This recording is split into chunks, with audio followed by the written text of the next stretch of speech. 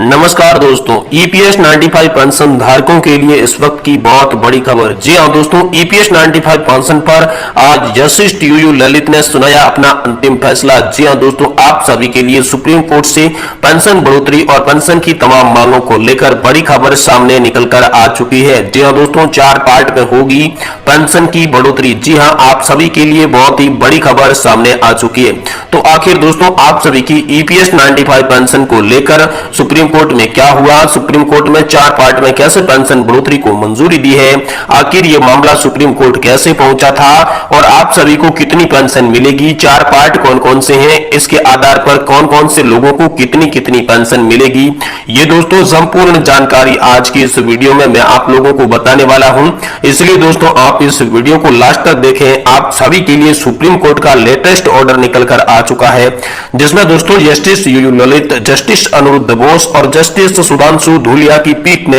एक बार फिर से आप सभी ईपीएस 95 पेंशन धारकों के मामले को खोला था और उस पर बड़ा फैसला दे दिया है। तो चलिए दोस्तों, मैं आपको पूरा मामला क्या है, कैसे आप लोगों को फायदा होगा और पेंशन धारकों के लिए जिस बड़ी खबर का लंबे समय से इंतजार पेंशन धारक कर रही थी वह घड़ी सामने आ चुकी है। तो आखिर उन्हें क्या क्या फायदा होगा, ये हम इस वीडियो में बात करेंगे। इसीलिए दोस्तों, अगर आप पेंशन धारक है तो इस वीडियो को आप लोग लास्ट तक जरूर देखें, और अगर आप पेंशन धारक नहीं है तो दोस्तों इस वीडियो को अभी से आप छोड़कर चले जाइए, क्योंकि ये वीडियो स्पेशली पेंशन धारकों के लिए बनाया गया है। पेंशन धारक अगर आप देश के किसी भी कोने में रहते हैं, अगर आप सरकारी कर्मचारी, राज्य कर्मचारी या फिर अन्य किसी भी प्रकार के पेंशन धारक है, तो दोस्तों ईपीएस 95 पेंशन धारकों के लिए यहां पर सुप्रीम कोर्ट की तरफ से बड़ी खबर आ चुकी है। सुप्रीम कोर्ट के न्यायाधीश यूयू ललित द्वारा बड़ा फैसला आप सभी की पेंशन को लेकर सुना दिया जा चुका है। तो चलिए दोस्तों हम बात करते हैं आखिर क्या क्या फैसला हुआ, यह मामला कैसे सुप्रीम कोर्ट में पहुंचा। सबसे पहले यह बात करते हैं कि आखिर जो मामला है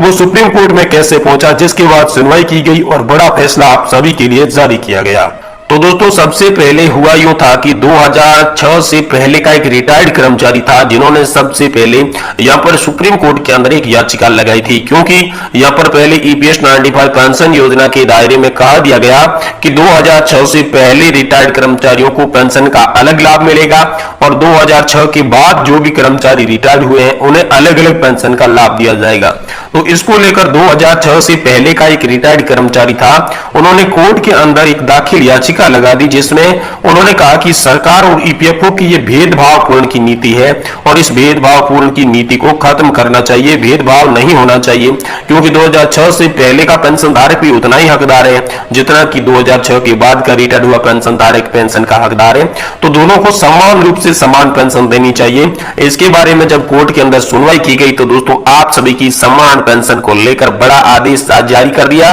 और पेंशन बढ़ोतरी 4 पार्ट में होगी, इसको लेकर भी साथ ही साथ जस्टिस यूयू ललित ने आप सभी के लिए बड़ा फैसला निकाला। तो यहां पर कोर्ट के अंदर सुनवाई की गई, जिसके बाद कोर्ट ने कहा कि जो पेंशन धारक 2006 से पहले रिटायर्ड हुए हैं तथा जो पेंशन धारक 2006 के बाद रिटायर्ड हुए हैं, उन सभी पेंशन धारकों को एक समान पेंशन मिलेगी और जो पेंशन के आधार पर भेदभावपूर्ण की नीति है उसे खत्म किया जाएगा, क्योंकि ये एक अनुच्छेद का उल्लेख किया जा रहा है। यहां पर संविधान के अंदर सबको समान पेंशन का मूल अधिकार मिला हुआ है, इसलिए सबको समान न्याय देना जरूरी है। इसीलिए मोदी सरकार या फिर ईपीएफओ भेदभाव नहीं कर सकती, उसकी रिटायरमेंट की आयु के आधार पर कोई भी भेदभाव नहीं कर सकती। इसी को लेकर justice Sudhanshu Dhulia, justice U U Lalit और अनिरुद्ध बोस की एक बार फिर से 3 जजों की बेंच गठित की गई। अब दोस्तों आपने पहले खबर सुनी होगी कि जो 3 जजों की बेंच पहले एक बार 67 याचिकाओं की सुनवाई कर चुकी है, जिसके बाद यहां पर मुख्य न्यायाधीश सीजीआई चंद्रचूड़ ने यहां पर एक आदेश दिया था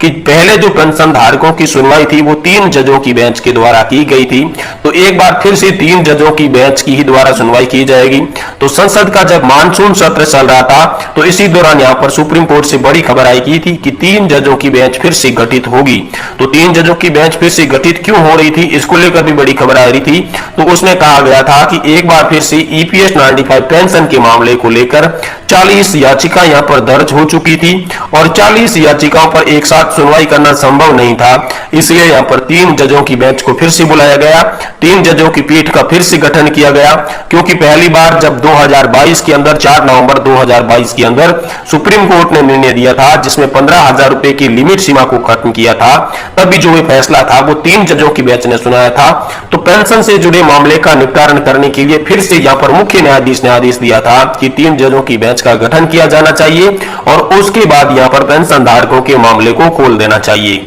तो दोस्तों 3 जजों की बेंच का गठन संसद के मानसून सत्र के पूरा होने के बाद हो चुका था और इसके बाद यहाँ पर आप सभी की एक साथ 40 याचिकाएं जो दर्ज की गई थी पेंशन पर, उन 40 याचिकाओं पर सुनवाई होनी शुरू हो चुकी थी कोर्ट के अंदर। कोर्ट के अंदर लगातार लंबी सुनवाई चली। 7 दिन की सुनवाई के बाद कोर्ट एक्शन में आया और कोर्ट ने आखिरकार ईपीएस 95 पेंशन धारकों को बड़ी खुशखबरी दे दी, जिसमें उन्होंने सभी पेंशन धारकों को एक समान पेंशन पाने के हकदार बता दिया। साथ ही साथ आप सभी की पेंशन बढ़ोतरी को 4 पार्ट में डिवाइड भी कर दिया। जी हां दोस्तों, 4 भागों में कैसे मिलेगी। जिन्होंने दोस्तों यहां पर 10 साल या फिर इससे कम का यहां पर अंशदान किया है ईपीएफओ के अंदर, उन सभी लोगों को यहां पर कह दिया गया कि आप सभी को यहां पर पेंशन 3,000 से लेकर 4500 के बीच में मिलेगी, ऐसा आदेश जारी किया गया। यानी कि अगर अधिकतम पेंशन इन लोगों को मिलेगी तो यहां पर 4,500 रुपए की पेंशन मिलेगी और इससे कम ही पेंशन इन लोगों को मिलेगी, क्योंकि इन्होंने ईपीएफओ के अंदर बहुत कम कंट्रीब्यूशन दिया है,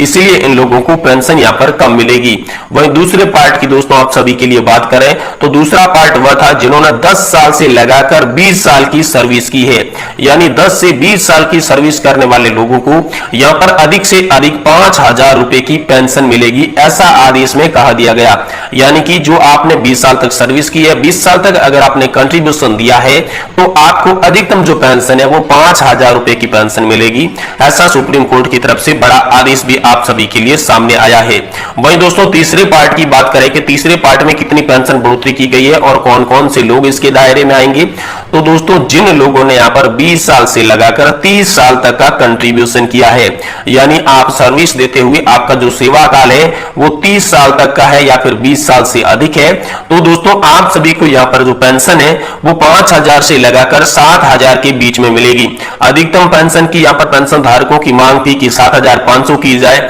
लेकिन यहां पर आप सभी की पेंशन पर सहमति ये बनी कि आप सभी को 5,000 से लगाकर 7,000 रुपए की पेंशन दी जाएगी अगर आपने यहां पर 20 साल से लगाकर 30 साल के बीच का कंट्रीब्यूशन दिया है, तो इसके आधार पर आपको पेंशन मिलेगी। साथ ही साथ जो अंतिम बार जो लास्ट आपका पार्ट चौथा पार्ट बच जाता है आपकी पेंशन बढ़ोतरी का, उसमें यह आदेश जारी कर दिया कि जिन्होंने 30 साल से अधिक और 35 साल तक का कंट्रीब्यूशन कर रखा है, तो 35 साल तक कंट्रीब्यूशन करने वाले सभी पेंशन धारकों को 7,500 प्लस डीए दिया जाएगा। अगर उन्होंने 15,000 रुपए की बेसिक सैलरी लिमिट के आधार पर योगदान किया है तो उन्हें 7,500 प्लस डीए दिया जाएगा। अगर 15,000 रुपए की बेसिक सैलरी से ऊपर का अगर उन्होंने योगदान किया है तो उनकी पेंशन में 9,000 रुपए तक की बढ़ोतरी कर दी जाएगी, ऐसा सुप्रीम कोर्ट ने कहा। और साथ ही में 35 साल से अधिक जिन्होंने योगदान किया है तो उनकी योगदान सेवा वर्षों के आधार पर जोड़ के ही गुना किया जाएगा, जिसके बाद उनकी जो एवरेज पेंशन होगी वो 7,500 से अधिक ही होने वाली है,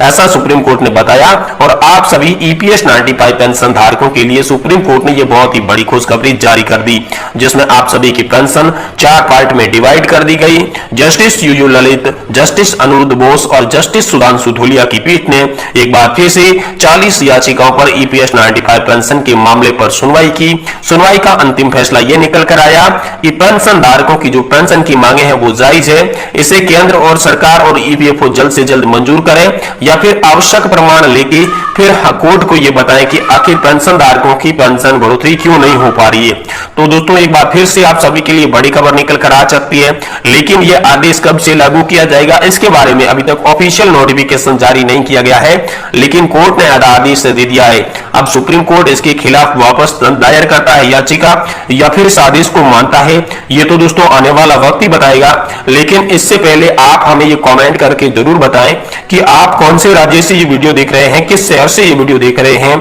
आपकी रिटायरमेंट की साल कितनी हो चुकी है, आपने ईपीएफओ में कितने साल तक